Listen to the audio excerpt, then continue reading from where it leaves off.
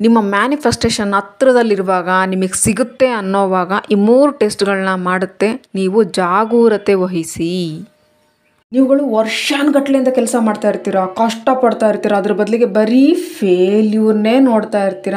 ಕೇವಲ ಸಂಘರ್ಷಗಳೇ ಕಾಣಿಸ್ತಾ ಇರುತ್ತೆ, ಸೋಲೇ ನಿಮ್ಮ ಹತ್ರ ಬರ್ತಾ ಇರುತ್ತೆ. ಕ್ವಿಟ್ ಮಾತ್ರ ಮಾಡಬೇಡ್ರಿ. ನನಗೆ ಪಕ್ಕಾ ಗೊತ್ತು ನೀವು ಹಿಂಗೆ ಯೋಚನೆ ಮಾಡಿರ್ತೀರಂತ. ಬೇಡ ಬಿಡಪ್ಪ, ಆಗಲ್ಲ ಬಿಡಪ್ಪ, ನಾನು ಹಣೆ ಬರದಲ್ಲಿ ಬರದೇ ಇಲ್ವೇನೋ, ನಾನು ಬಿಟ್ಬಿಟ್ಬಿಡ್ತೀನಿ, ಹಿಂಗೆಲ್ಲ ಯೋಚನೆ ಮಾಡಿರ್ತೀರ. ನಿಲ್ಲಿಸ್ಬಿಡೋ ಯೋಚನೆ ಮಾಡಿರ್ತೀರ. ವೆಯ್ಟ್ ಕ್ವಿಟ್ ಮಾತ್ರ ಮಾಡಬೇಡ್ರಿ. ಯೂನಿವರ್ಸ್ ನಿಮ್ಮನ್ನು ಟೆಸ್ಟ್ ಮಾಡ್ತಾ ಇರುತ್ತೆ. ಬ್ರಹ್ಮಾಂಡದ 3 ಸೈನ್ ತಿಳಿಸ್ತೀನಿ. ಈ ಸೈನ್ ನಿಮ್ಮ ಜೀವನದಲ್ಲಿ ಆಗ್ತಾ ಇದ್ದರೆ ಈ ಸಮಯ ನಿಮ್ಮ ಮ್ಯಾನಿಫೆಸ್ಟೇಷನ್ನು, ನಿಮ್ಮ ಡಿಸೈರ್ ಏನಿದೆ, ನಿಮ್ಮ ಗೋಲ್ ಏನಿದೆ, ಅದೆಲ್ಲ ಹತ್ರದಲ್ಲಿದೆ, ಬರೋದ್ರಲ್ಲಿದೆ. ಕ್ವಿಟ್ ಮಾತ್ರ ಮಾಡಬೇಡ್ರಿ. ಈ ಬ್ರಹ್ಮಾಂಡ ಸ್ಕೂಲ್ ಥರ 1ನೇ ಕ್ಲಾಸಿಂದ 2ನೇ ಕ್ಲಾಸಿಗೆ ಹೋಗ್ಬೇಕಂದ್ರೆ ಎಕ್ಸಾಮು ಟೆಸ್ಟು ಪಾಸ್ ಆಗಲೇಬೇಕಾಗುತ್ತೆ. ಎಲ್ಲಿವರೆಗೂ ನಿಮಗೆ ಒಳ್ಳೆ ನಂಬರ್ ಬರಲ್ವೋ, ಟೆಸ್ಟ್ ಪಾಸಿಂಗ್ ಮಾರ್ಕ್ಸ್ ಬರಲ್ವೋ, ಅಲ್ಲಿವರೆಗೂ ನೀವು ಇನ್ನೊಂದು ಕ್ಲಾಸಿಗೆ ಹೋಗೋಕ್ಕೆ ಆಗಲ್ಲ. ಇದೇ ಥರನೇ ಪ್ರಪಂಚನೂ ಒಂದು ಸ್ಕೂಲು. ಮೇಲಿರೋ ಪರಮಾತ್ಮ ನಮ್ಮ ಟೀಚರು, ನಮ್ಮ ಪ್ರಿನ್ಸಿಪಲ್ ಆಗಿರ್ತಾನೆ. ಅವನು ನಿಮ್ಮನ್ನು ಟೆಸ್ಟ್ ಮಾಡ್ತಾನೆ, ಪರೀಕ್ಷೆ ಕೊಡ್ತಾನೆ. ನೀವು ಕ್ವಿಟ್ ಮಾಡಬಾರ್ದು. ನೀವು ಆ ಎಕ್ಸಾಮನ್ನು ಅರ್ಥ ಮಾಡಿಕೊಂಡು, ಅಂಡರ್ಸ್ಟ್ಯಾಂಡ್ ಮಾಡಿಕೊಂಡು ನಿಮ್ಮ ಜೀವನದಲ್ಲಿ ಅದನ್ನು ಪಾಸ್ ಮಾಡ್ಕೋಬೇಕಾಗುತ್ತೆ. ಈ 3 ಸೈನ್ಗಳನ್ನ ತಿಳ್ಕೊಳ್ಳೋದು ತುಂಬ ಇಂಪಾರ್ಟೆಂಟು. ಯಾಕಂದರೆ ಯೂನಿವರ್ಸಿಗೆ ಗೊತ್ತಾಗಬೇಕಿರುತ್ತೆ ನೀವು ಡಿಸರ್ವ್ ಆಗಿದ್ದೀರಾ ಇಲ್ವಾ ಅಂತ. ನೀವು ಕೇಳ್ತಿರೋ ವಸ್ತುಗಳಿಗೆ, ವಿಷಯಗಳಿಗೆ ನೀವು ಡಿಸರ್ವ್ ಆಗಿದ್ದೀರಾ ಅಂತ ಯೋಚನೆ ಮಾಡಿರಿ. ಸಿಂಪಲಾಗಿ ಮಿಸ್ ಆಗಿ ನಿಮಗೆ ಸಿಕ್ಬಿಡ್ತು ಅಂದ್ಕೊಳ್ರಿ, ಆ ಆಪರ್ಚುನಿಟಿನ ಗ್ರಾಪ್ ಮಾಡ್ಕೊಳ್ಳೋಕ್ಕೆ ಆಗಲ್ಲ. ನೀವು ಆ ಅವಕಾಶನೇ ಮಿಸ್ ಕಳ್ಕೊಂಡ್ಬಿಡ್ತೀರಾ. ಆಗೇನಾಗುತ್ತೆ, ನೀವು ಡಿಪ್ರೆಷನ್ ಶಿಕಾರಿ ಆಗಿಬಿಡ್ತೀರಾ. ಅಲ್ಲಿಗೆ ಅದು ನಿಮ್ಮನ್ನು ರೆಡಿ ಮಾಡ್ತಾ ಇರುತ್ತೆ. ಆ ಆಪರ್ಚುನಿಟಿ ನಿಮಗೆ ಕೊಟ್ಟಾಗ ನೀವು 100% ರೆಡಿ ಇರಬೇಕಾಗುತ್ತೆ. ಆಪರ್ಚುನಿಟಿ ಗ್ರಾಬ್ ಮಾಡಿಕೊಂಡು ಜೀವನನ ಪೂರ್ತಿ ಉಲ್ಟಾ ಮಾಡ್ಕೊಳ್ಳೋಕ್ಕೆ, ನಿಮ್ಮ ಇಷ್ಟವಾಗಿರೋ ಸಮೃದ್ಧಿ ಲೈಫನ್ನು ಸ್ಟಾರ್ಟ್ ಮಾಡೋಕ್ಕೆ. Number 1 trailer. ಪಿಕ್ಚರ್ ಬರೋಕ್ಕೂ ಮೊದಲು ಏನು ಬರುತ್ತೆ, ಮೂವಿಯ ಟ್ರೈಲರ್ ಬರುತ್ತೆ ತಾನೇ. ಆ 3 ಗಂಟೆ ಫಿಲ್ಮನ್ನು 2 ನಿಮಿಷದಲ್ಲಿ ಸಮ್ಮರೈಸ್ ಮಾಡಿ ಸ್ವಲ್ಪ ಹೇಳಿರ್ತಾರೆ.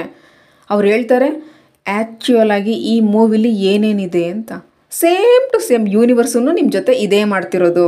ಅಂದರೆ ನಿಮ್ದೇನು ಕನಸಿದೆ, ಗೋಲ್ ಇದೆ, ಅದರ ಟ್ರೇಲರ್ನ ನಿಮಗೆ ಕಳಿಸುತ್ತೆ, ರಿಯಾಕ್ಷನ್ ನೋಡುತ್ತೆ. ಇದರ ಅರ್ಥ ಏನಂದರೆ ನಿಮ್ಮ ಮ್ಯಾನಿಫೆಸ್ಟೇಷನ್ ವರ್ಕ್ ಆಗ್ತಾ ಇದೆ ಅಂತ, ನಿಮ್ಮ ಡೈರೆಕ್ಷನಲ್ಲೇ ಇರುತ್ತೆ ಅಂತ. ಇದನ್ನು ನೀವು ಅರ್ಥ ಮಾಡ್ಕೋಬೇಕು, ನಿಮ್ಮ ರಿಯಾಕ್ಷನ್ ಏನಿದೆ, ಹೇಗಿರುತ್ತೆ ಅಂತ. ಫಾರ್ ಎಕ್ಸಾಂಪಲ್, ಒಬ್ಬ ಹುಡುಗ ಅವ್ನು ಬಯಸ್ತಾ ಇರ್ತಾನೆ costly Nike ಶೂಸ್ನ.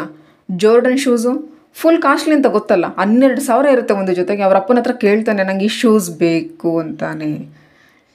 Typical family, Indian middle class ಗೊತ್ತಲ್ಲ ನಿಮಗೆ. 12,000 ಶೂಸು ಕಡಿಮೆ ಅನಿಸುತ್ತಾ?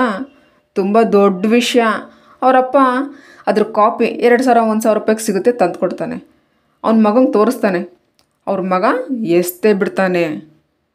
ಟ್ರೈ ಟು ಅಂಡರ್ಸ್ಟ್ಯಾಂಡ್ ರಿಯಾಕ್ಷನ್ ಏನಿತ್ತು, ನಾನು ಏನು ಹೇಳಕ್ಕೆ ಬಯಸ್ತಾ ಇದ್ದೀನಿ, ರಿಯಾಕ್ಷನ್ ಬಗ್ಗೆ ತಿಳಿಸೋಕೆ ಚಿಕ್ಕ ಎಕ್ಸಾಂಪಲ್ ಅಷ್ಟೇ. ಆದರೆ ನಾವು ನಮ್ಮ ಜೀವನದ ಎಕ್ಸಾಂಪಲಿಂದ ಅರ್ಥ ಮಾಡ್ಕೊಳ್ಳೋಣ. ಯಾವಾಗೆಲ್ಲ ನಮ್ಮ ಜೊತೆ ಏನಾದರೂ ನಡೆಯುತ್ತೋ, ಯಾವ ವಸ್ತು ನಮಗೆಲ್ಲ ಸಿಗುತ್ತೋ, ಸಣ್ಣದಾಗಿರಲಿ ದೊಡ್ಡದಾಗಿರಲಿ ಏನೇ ಆಗಿರಲಿ, ನಮ್ಮ ಎಕ್ಸ್ಪ್ರೆಷನ್ ಏನಾಗಿರುತ್ತೆ, ನೀವು ನಿಮಗೆ ಒಂದು ಎಸ್ಸಸ್ ಮಾಡ್ಕೋಬೇಕು, ಮೌಲ್ಯಮಾಪನ ಮಾಡ್ಕೋಬೇಕಾಗುತ್ತೆ. ನಿಮಗೆ ನೀವೇ ತಿಳ್ಕೊಬೇಕಾಗುತ್ತೆ. ನಿಮಗದು ಸಿಗ್ತಿಲ್ಲ ಅಂದಾಗ, ಎಕ್ಸಾಂಪಲ್ ತಿಂಗಳು ಒಂದು 30,000 ರೂಪಾಯಿ ಬೇಕಾಗಿರುತ್ತೆ ಅರ್ಜೆಂಟಾಗಿ, ಎಲ್ಲಿಂದನಾದರೂ 1,000 8,000 ಸಿಕ್ಕಿರುತ್ತೆ. ಆದರೆ ಅದಕ್ಕೆ ಅಳ್ತಾನೆ ಕೂತ್ಕೊಂಡ್ರೆ ಆಗ 1,000ಗಳು ಹೊರಟೋಗ್ಬಿಡುತ್ತೆ. ಅವರು ಅದಕ್ಕೆ ಕೃತಜ್ಞತೆಯಿಂದ ಇದ್ದಾಗ 100 ಪಟ್ಟು ಜಾಸ್ತಿಯಾಗಿ ಅವ್ರ ಹತ್ರನೇ ಬರುತ್ತೆ. ಬ್ರಹ್ಮಾಂಡ ನಿಮಗೆ ಟೆಸ್ಟ್ ಮಾಡ್ತಾ ಇರುತ್ತೆ, ನಿಮ್ಮ ರಿಯಾಕ್ಷನ್ ಹೇಗಿರುತ್ತೆ ಅಂತ. ಏನು ನೀವು ರೆಡಿ ಇದ್ದೀರಾ? ಈಗ ಇವತ್ತೇ ನಿಮ್ಮ ಮೈಂಡ್ಸೆಟ್ ಚೇಂಜ್ ಮಾಡ್ಕೊಳ್ರಿ. ನಿಮ್ಮ ಮೈಂಡ್ಸೆಟ್ಟನ್ನು ಹೆಂಗೆ ಚೇಂಜ್ ಮಾಡ್ಕೊಳ್ಳೋದು ಅಂದರೆ, ಯಾವುದು ನಿಮಗೆ ಸಿಗುತ್ತೆ ಅದು ಗ್ರೇಟ್ಫುಲ್ ಆಗಿರ್ರಿ. ನಿಮಗೆ ಬೇಕಾಗಿರೋದು, ಬೇಡದಾಗಿರೋದು, ಇದೆಯೋ ಇಲ್ವೋ, ಸಣ್ಣದೋ ದೊಡ್ಡದೋ ವಿಷಯಗಳಿಗೆಲ್ಲ ಧನ್ಯವಾದ ಹೇಳ್ರಿ. ಆ ವಸ್ತು ಮಲ್ಟಿಪಲ್ ಆಗಿ ವಾಪಸ್ ಬರುತ್ತೆ.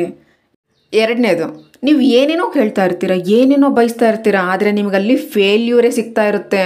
ಇದೆಲ್ಲ ತುಂಬ ಜನಗಳ ಲೈಫಲ್ಲಿ ಆಗ್ತಾ ಇರುತ್ತೆ. Example, Steve job. ಒಬ್ಬ ವ್ಯಕ್ತಿ ಗ್ಯಾರೇಜ್ನಲ್ಲಿ ಒಂದು ಆ್ಯಪಲ್ ಥರ $1 ಬಿಲಿಯನ್ ಕಂಪ್ನಿನ ನಿಲ್ಲಿಸ್ತಾರೆ. ಆದರೆ ವರ್ಷಾನುಗಟ್ಲೆ ಆದಮೇಲೆ, ಅವ್ರ ಕಂಪ್ನಿ ಕೋಟ್ಯಾಧಿಪತಿ ಆದಮೇಲೆ ತನ್ನ ಓನ್ ಕಂಪ್ನಿಯಿಂದನೇ ಕಿತ್ತಾಕ್ಬಿಡ್ತಾರೆ. ಇದು ಹೇಗೆ ಪಾಸಿಬಲ್ ಆಗೋಕ್ಕೆ ಸಾಧ್ಯ? ಅರೆ, ಅವನ ಚಿಕ್ಕ ಮನೇಲಿ ಶುರು ಮಾಡಿ ಬೆಳೆಸಿದ್ದ, ಅವನನ್ನೇ ಕಿತ್ತಾಕ್ಬಿಟ್ರು. ಅನ್ಫಾರ್ಚುನೇಟ್ಲಿ ಕಿತ್ತಾಕಾಯ್ತು. ಈ ಪರಿಸ್ಥಿತಿಯಲ್ಲಿ ನೀವಿದ್ದಿದ್ರೆ ಏನು ಮಾಡ್ತಾಯಿದ್ರಿ? ಬಹುಶಃ ಡಿಪ್ರೆಷನ್ ಮಾತ್ರೆಗಳನ್ನ ನುಂಗ್ತಾ ಇರ್ತಿದ್ರಿ. ಆದರೆ ಆ ಮನುಷ್ಯ ನಿಂತ್ಕೊಳ್ಳಿಲ್ಲ, ಜೊತೆಲಿ ಇನ್ನೊಂದು ಕಂಪ್ನಿ ಸ್ಟಾರ್ಟ್ ಮಾಡ್ದ. ಪಿಕ್ಸೆಲ್ ಒಂದು ದೊಡ್ಡ ಅನಿಮೇಷನ್ ಕಂಪ್ನಿ ಆಗ್ಬಿಡ್ತು, ಅದು ಹಾಲಿವುಡ್ಡಲ್ಲಿ. ಸಮಯಾನುಸಾರ ಆ್ಯಪಲ್ ಕಂಪ್ನಿ ಶೇರ್ಸ್ ಎಲ್ಲ ಡೌನ್ ಆಗ್ತಾ ಬಂತು. ಆ ಪ್ರಾಡಕ್ಟಿಗೆ ಸಿಗಬೇಕಾಗಿದ್ದ ವ್ಯಾಲ್ಯೂ ಸಿಗಲಿಲ್ಲ. ನೆಕ್ಸ್ಟು ಆ ಶೇರ್ ಹೋಲ್ಡರ್ಸೇ ಅವ್ರ ಹತ್ರ ಸ್ಟೀವ್ ಜಾಬ್ ಹತ್ರ ಹೋಗಿ ರಿಟರ್ನ್ ರಿಕ್ವೆಸ್ಟ್ ಮಾಡಿದ್ರು.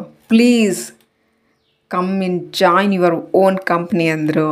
ನಿಮ್ಮ ಸ್ವಂತ ಕಂಪ್ನಿಗೆ ದಯವಿಟ್ಟು ವಾಪಸ್ ಬನ್ನಿ ಅಂದರು. ಸ್ಟೀವ್ ಜಾಬ್ ಕೊನೆಗೆ ಆ ಇನ್ನೊಂದು ಪಿಕ್ಸೆಲ್ ಕಂಪ್ನಿ ಇತ್ತಲ್ಲ ಅದನ್ನು ಜೊತೆಗೆ ತೊಗೊಂಡು ಬಂದರು. ಜೊತೆಗೆ ಆ್ಯಪಲ್ ಪಿಕ್ಸೆಲ್ ಜೊತೆ ನಿಲ್ಲಿಸ್ತು. ಇನ್ನೂ ಜಾಸ್ತಿ ದೊಡ್ಡದಾಗಿ ಬೆಳೀತು. Apple became use thing. Steve Job ಖುದ್ದಾಗಿ ಹೇಳ್ತಾರೆ, ನನಗೆ ಅವ್ರುಗಳು ಕಿತ್ತಾಕಿಲ್ಲ ಅಂದಿದ್ರೆ ಇವತ್ತಿಗೆ ನನ್ನ ಮೈಂಡ್ಸೆಟ್ ಬೇರೆ ಥರನೇ ಇರ್ತಾಯಿತ್ತು. ಬಹುಶಃ ಇಷ್ಟೊಂದು ದೊಡ್ಡ ಕಂಪ್ನಿ ನಿಲ್ಸೋಕ್ಕಾಗ್ತಿರ್ಲಿಲ್ಲ. ನಿಮ್ಮ ಪ್ರಾಫಿಟ್ನಲ್ಲಿ ಲಾಸ್ ಆಗ್ತಾ ಇರುತ್ತೆ, ನಿಮ್ಮ ಜೀವನದಲ್ಲಿ ಫೇಲ್ಯೂರೇ ನಡೀತಾ ಇರುತ್ತೆ. ಇಲ್ಲ ಅಂದ್ರೂ ಒಳ್ಳೆಯದೇ ಇರುತ್ತೆ, ಇದ್ದೇ ಇರುತ್ತೆ, ಒಳ್ಳೇದು ಬಚ್ಚಿಟ್ಕೊಂಡಿರುತ್ತೆ. ಒಂದು ಫೇಲ್ಯೂರ್ ನಿಮ್ಮನ್ನು ಬೆಟರ್ ಪರ್ಸನ್ ಆಗಿ ಕನ್ವರ್ಟ್ ಮಾಡುತ್ತೆ. ನಿಮ್ಮ ಪಾಸ್ ಒಂದು ಫೇಲ್ ಆಗೋ ಎಕ್ಸ್ಪೀರಿಯನ್ಸ್ ಆಗಿರುತ್ತೆ. ಆಗ ನೀವು ಅಂದ್ಕೊಳ್ತೀರಾ, ನಾನು ಹಂಗೆ ಮಾಡಬಾರ್ದಾಗಿತ್ತು, ಈ ಥರ ಮಾಡಿದಿದ್ರೆ ಚೆನ್ನಾಗಿರ್ತಾ ಇತ್ತು ಅಂತ. ಇನ್ನೊಂದು ಸಲ ಸ್ಟೆಪ್ ತಗೊಳ್ತೀರಾ. ದಟ್ ಮೀನ್ಸ್ ನೀವೊಬ್ಬ ಉತ್ತಮ ಮನುಷ್ಯ ಆಗ್ತಾ ಇದ್ದೀರಾ. ಯಾವಾಗ ನಿಮ್ಮ ಯೋಚನೆ ಈ ಥರ ಇರುತ್ತೋ ಆಗ ನಿಮ್ಮ ಮ್ಯಾನಿಫೆಸ್ಟೇಷನ್ ಒಳ್ಳೆ ರೀತಿಯಲ್ಲಿ ಅಟ್ರಾಕ್ಟ್ ಮಾಡ್ಕೊಳ್ತೀರಾ. ಇದೆಲ್ಲ ಬ್ರಹ್ಮಾಂಡದ ಎಕ್ಸಾಮ್ ಆಗಿರುತ್ತೆ. ಅರ್ಥ ಮಾಡಿಕೊಂಡು ಪಾರ್ ಮಾಡ್ಕೊಂಡು ಮುಂದುವರಿಬೇಕಾಗುತ್ತೆ. ಇನ್ನು 3ನೇ ಸೈನ್, ಜಸ್ಟ್ ನೀವು ಗಿವ್ ಅಪ್ ಮಾಡ್ಕೊಳಕ್ಕೆ ಹೊರಟಿರ್ತೀರಾ. ಯಾವಾಗ ನಿಮ್ಮ ಫೀಲಿಂಗ್ಸು ನನ್ನ ಪ್ರಯತ್ನ ಎಲ್ಲ ನೀರಲ್ಲಿ ಹೋಮ ಮಾಡ್ದಂಗೆ ಆಗ್ಬಿಟ್ಟಿದೆ, ಬಿಟ್ಬಿಡೋಣ ಅಂತೀರೋ, ಬಿಲೀವ್ ಮಿ ವರ್ಷಾನ್ಗಟ್ಲೆಯಿಂದ ಸಂಘರ್ಷ ಮಾಡ್ಕೊಂಡು ಬಂದಿರ್ತೀರಾ. ಲಾಸ್ಟ್ ಸ್ಟೆಪ್ಪು ಬಾಕಿ ಇರುವಾಗ ಈ ಗಿವ್ ಅಪ್ ಮಾಡಬೇಡ್ರಿ. ಲಾಸ್ಟ್ ಕೊನೆ ಹೆಜ್ಜೆ 99% ಜನಗಳು ಇಡೋದೇ ಇಲ್ಲ. ಈ ರೀಸನಿಂದನೇ ಅವ್ರು ಎಲ್ಲಿರ್ತಾರೋ ಅಲ್ಲೇ ಇರ್ತಾರೆ. ಯಾರು ಕೊನೆ ಹೆಜ್ಜೆ ಇಡ್ತಾರೋ ಯೂನಿವರ್ಸ್ ನೋಡ್ತಾ ಇರುತ್ತೆ, ಇವ್ರು ಎಕ್ಸಾಮ್ ಪಾಸ್ ಮಾಡಿದ್ದಾರೆ, ಇವ್ರಿಗೆ ಸಿಗಲೇಬೇಕು, ಯಾಕಂದರೆ ಡಿಸರ್ವ್ ಆಗಿದ್ದಾರೆ. ಯೂನಿವರ್ಸ್ ಅಂದ್ಕೊಳ್ಳುತ್ತೆ, ನಾನು ನೋಡ್ತಾನೆ ಇದ್ದೀನಿ, ಎಷ್ಟು ವರ್ಷದಿಂದ ಸಂಘರ್ಷ ಪಡ್ತಾನೆ ಇದ್ದಾರೆ, ಆದರೆ ನಾನು ಕೊಡ್ತಾನೆ ಇಲ್ಲ. ಯಾಕಂದರೆ ಅವನಿಗೆ ಒಬ್ಬ ಒಳ್ಳೆಯ ಉತ್ತಮ ಮನುಷ್ಯನನ್ನಾಗಿ ಮಾಡಬೇಕಿತ್ತು, ಆ ವ್ಯಕ್ತಿಯ ಈಗೋನ ಮುಗಿಸ್ಬೇಕಿತ್ತು. ಕೊನೆ ಮೂಮೆಂಟ್ನಲ್ಲಿ ಗಿವ್ ಅಪ್ ಮಾಡಲಿಲ್ಲ, ಧೈರ್ಯದಿಂದ ಬಂದ, ಮುಂದುವರೆದ. ನಡಿ ಇನ್ನೊಂದು ಸಲ ಟ್ರೈ ಮಾಡೋಣ ಅಂತ ಮುಂದುವರಿಸ್ತಾ ಇವನಿಗೆ ಕೊಡಲೇಬೇಕು. ಯಾವಾಗ ಆಪರ್ಚುನಿಟಿ ಸಿಗುತ್ತೋ ಆಗ 100% ಬಳಸ್ಕೋತಾರೆ. ಯಾಕಂದರೆ ಇಷ್ಟು ವರ್ಷದ ಎಕ್ಸ್ಪೀರಿಯೆನ್ಸ್ ಇರುತ್ತಲ್ಲ, ಇದನ್ನು ಯಾರೂ ನಿಲ್ಸೋಕ್ಕಾಗಲ್ಲ. ಯಾಕಂದರೆ ಮ್ಯಾನಿಫೆಸ್ಟೇಷನ್ ವರ್ಕ್ ಮಾಡೋದೇ ಹಿಂಗೆ. ಈ 3 ಸೈನು ನಿಮ್ಮ ಜೀವನದಲ್ಲಿ ಯಾವಾಗಲೂ ನೆನ್ಪಿಟ್ಕೊಳ್ರಿ. ಈ ವಿಡಿಯೋನ ಸೇವ್ ಮಾಡ್ಕೊಳ್ರಿ, ನಿಮ್ಮ ಮೈಂಡ್ನಲ್ಲಿ ಹಾಕ್ಕೊಳ್ರಿ. ಅರ್ಥ ಆಗಿಲ್ಲ ಅಂದರೆ ಪದೇ ಪದೇ ನೋಡಿರಿ. ಯಾಕಂದರೆ ಯೂನಿವರ್ಸ್ ನಿಮಗೆ ಅಂತ ನೀವು ಮೆಸೇಜ್ ಕಳಿಸಿರೋದು. ಯಾವುದು ಏನು ಸುಮ್ಮನೆ ನಡೆಯಲ್ಲ, ಏನೊಂದು ವಿತೌಟ್ ರೀಸನ್ ನಡೆಯಲ್ಲ. Exchange of energy. ನೀವು ಏನು ಎನರ್ಜಿ ಹಾಕ್ತಿರೋ ಅದೇ ವಾಪಸ್ ಸಿಗೋದು. ಸೊ ನಿಲ್ಲಿಸ್ತೀನಿ ಇಲ್ಲಿಗೇ. ರಿಲ್ಯಾಕ್ಸ್ ಮಾಡ್ಕೊಳ್ರಿ, ತಿಳ್ಕೊಳ್ರಿ. ಅರ್ಥ ಆಗಿಲ್ಲ ಅಂದರೆ ಕಮೆಂಟ್ ಮಾಡಿರಿ. Thank you. Happy manifesting. Think about it.